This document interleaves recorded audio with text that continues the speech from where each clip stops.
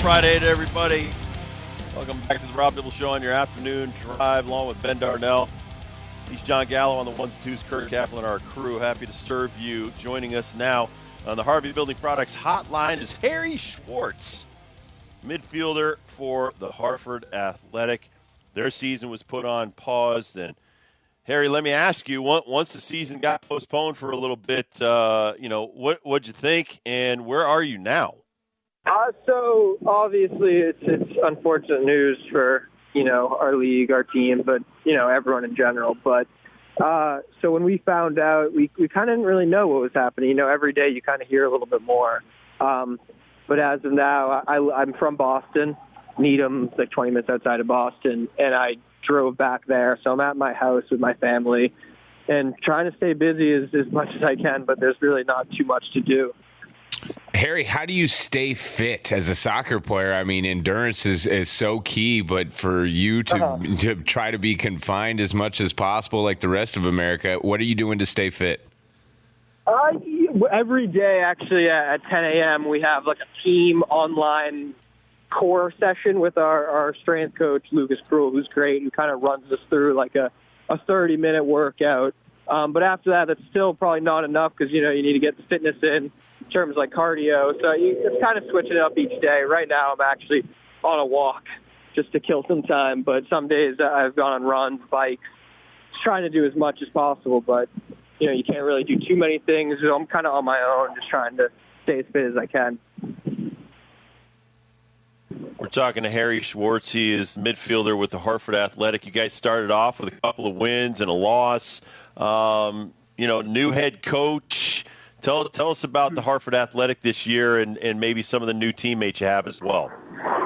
I think so far, we were together for 5 weeks of preseason, and I was really liking how everything was going. I think Coach does a really good job at kind of telling us what he wants to see from us and how we're going to play and how we're going to attack teams. And, I think every one of us bought into that and still is bought in. And I really like, we played a few good teams in preseason, and we did well against them. So I'm very optimistic going into the first few games. We just don't really know exactly when those are going to be, but I think with the group of guys we have on the team and with our coaching staff, we're all still bought in. I know it's tough times, and we're trying to stay as, patient as possible. But I know every one of those guys on our team, and coaches included, are hungry to get back out there, and I think that's the sign of a good team. It really sucks because you guys are just getting started. Last year was the first year for the Hartford Athletic. The fan base really got brought up,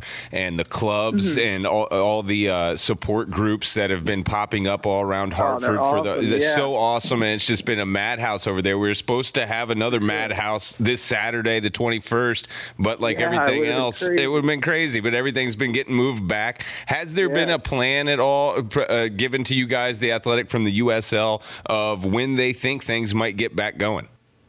We're kind of not anything clear. I don't know if you saw a couple days ago, they announced that games and everything above 50 people will be suspended until at least May 10th.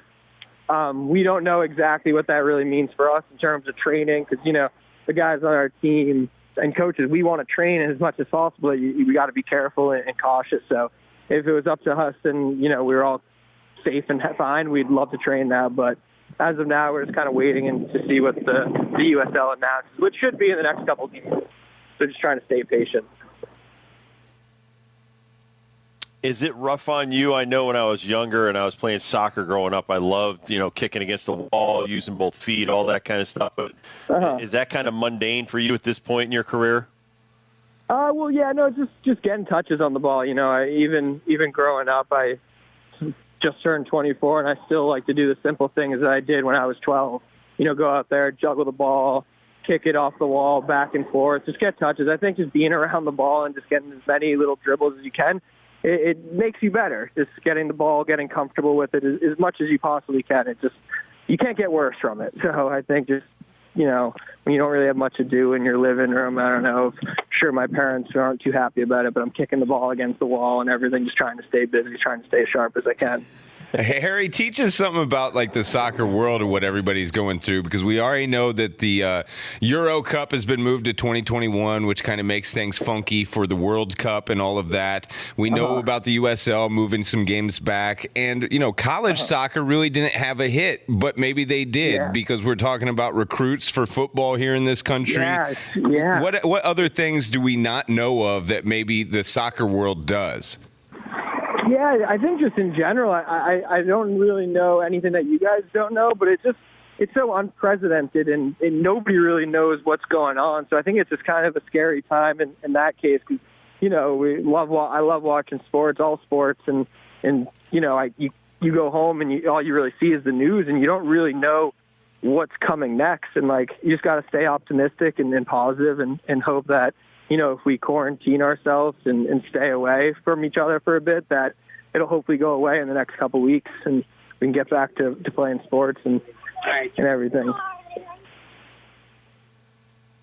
As far as the Hartford Athletic goes, some of your former teammates, did they go back to their countries and stuff? We know there's some guys from overseas, or did they stay in the U.S.?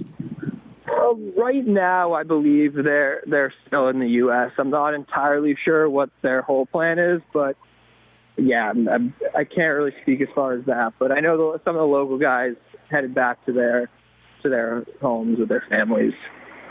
Well, we know you guys ended on a great note last year. It took a while to get going, especially when you were playing all those road games and really trying to figure out the team's chemistry and meshing with each other. But with the new head coach, a little bit of a revamped roster, and the start that you guys had, it feels like when we get back to things, June, possibly June, maybe late May, this team's going to be set. And it looks like good things here for the Hartford Athletic.